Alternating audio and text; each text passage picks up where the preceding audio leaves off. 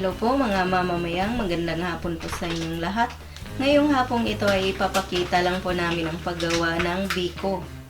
At ito na po ang ating mga sangkap. 5 cups ng malagkit rice, 3 cans ng coconut milk, tsaka gagamit din po tayo ng hardened brown sugar candy. Ito po ang gagamitin namin na asukal para mas makulay po yung yung biko natin. Kasi yung ibang brown sugar po dito sa lugar namin ay maputla po siya. Kaya itatry po namin to kung maganda ba ang kakalabasan nito. Ngayon po ay ibababad po muna namin tong malagkit rice sa tubig ng overnight. At ipapakita po namin yun sa inyo. Ngayon po ay huhugasan po muna namin tong malagkit rice.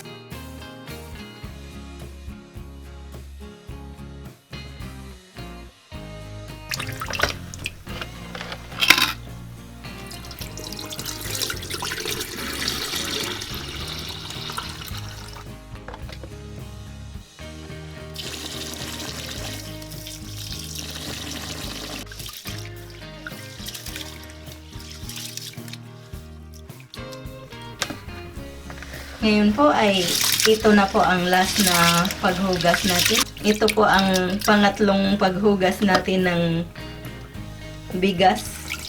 Yan. Tapos ibababad na po natin yan sa tubig ng overnight.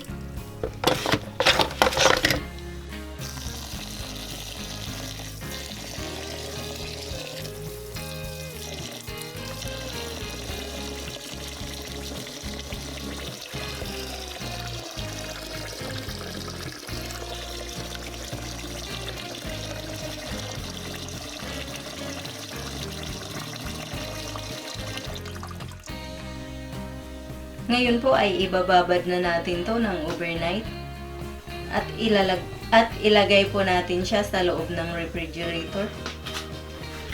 Pero tatakpan po muna natin siya ng aluminum foil.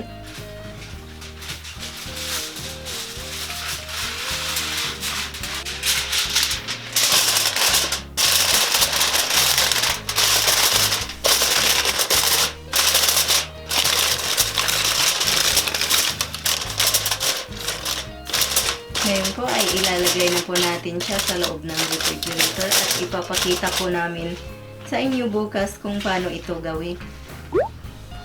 Ngayon po ay gagawa na po tayo ng latik. Ang una po nating gagawin ay paiinitin natin yung kawali tapos ibuhos natin dyan sa loob ng kawali ang coconut milk. Yan, ito turn on po natin yung ating stove.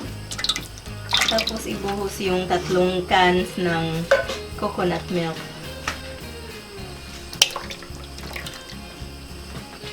Hintayin lang po natin na kumulo ang gata.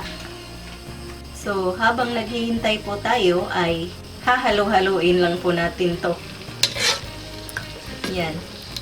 Para hindi po magbuo-buo ang gata kasi nasa loob po kasi siya ng lata. Kaya may pagka-buo-buo po yung ating gata ngayon. Yan. Ngayon pong kumulo na ang ating gata ay pwede na po nating ilagay ang ating brown sugar.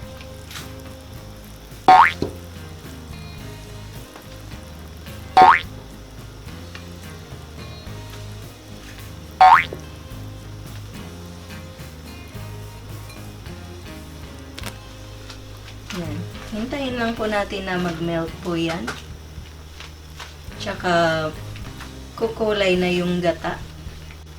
Mamaya po ay ipapakita ko po sa inyo. Ngayon po ay hahalo-haluin nyo lang po ng konti para matunaw po kaagad yung sugar.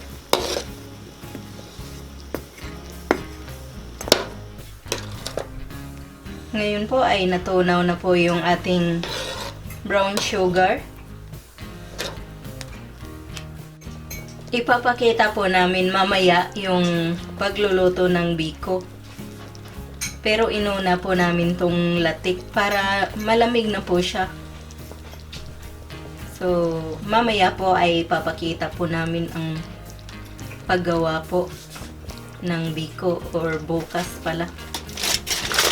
Ngayon po mga mamaya, ayan na po ang itsura ng ating malagkit rice ng overnight. Konti na lang ang tubig na naiwan kasi sinipsip ng rice. Ngayon ay itatapo na natin yung tubig.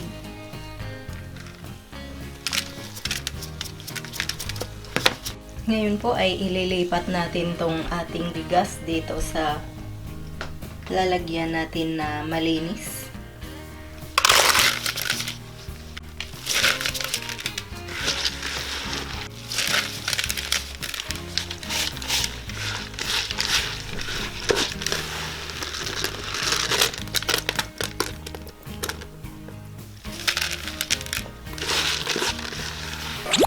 Ayan na po yung latik na ginawa namin kagabi. Ngayon po ay imimix na natin to sa ating malagkit rice. Ang una po nating gawin ay ilalagay po natin yung latik dito sa lalagyan natin. Kasi i-oven na namin to.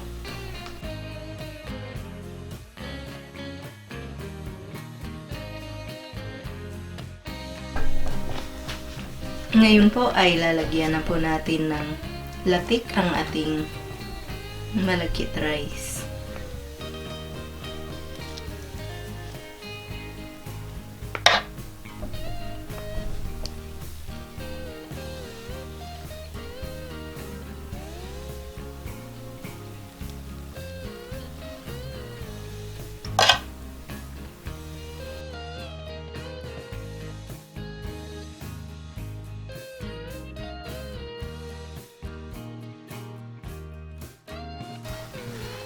Ngayon po ay hahaluin na natin to gamit ang ating kamay.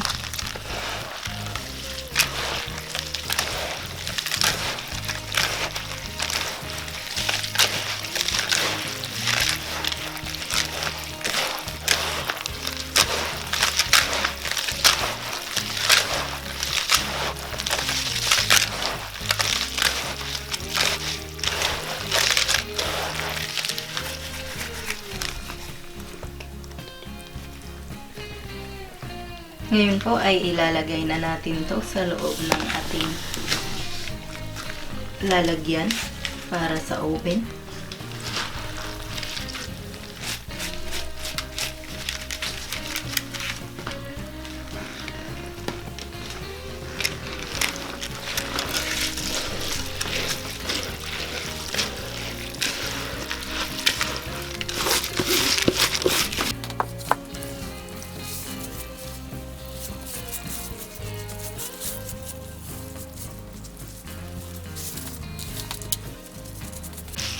Ayan na po. So, ngayon ay paiinitin po muna natin ang ating oven sa mga 350 degree. Ngayon po ay lalagyan po natin ng konting latik sa taas ng ating bigas.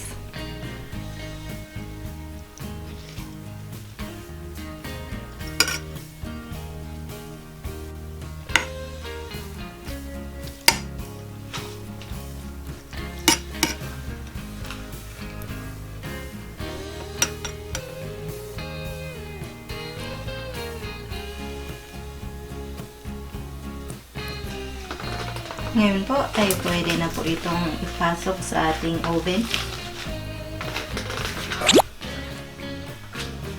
Ngayon po ay ilagay po ninyo sa 350 Fahrenheit ang inyong mga oven. Paiinitin po muna natin to ng mga 5 minutes. Tsaka natin ilagay yung ating biko sa loob. Ngayon po ay mainit na ang ating oven. Ilalagay na natin yung biko sa loob ng oven. Ngayon ay isasara na natin to.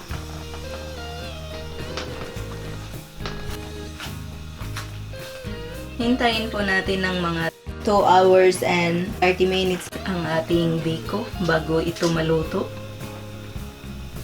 I-check natin to mamaya. Ngayon po ay i-check na natin yung ating biko. Inabot po siya ng 2 hours and 30 minutes. Ayan na po ang itsura ng ating biko. Napakaganda pong tignan. Ayan.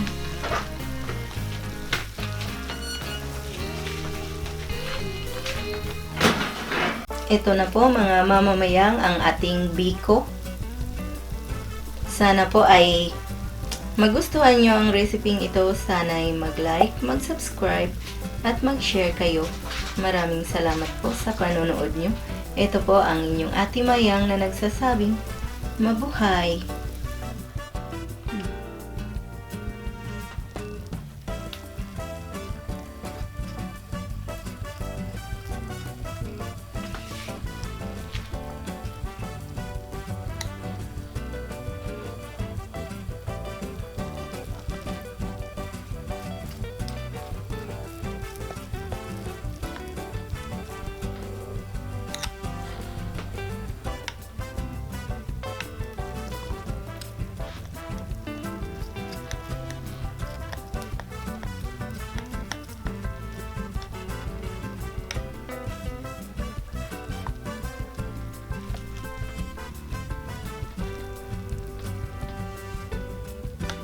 Ayaw kiwi ah.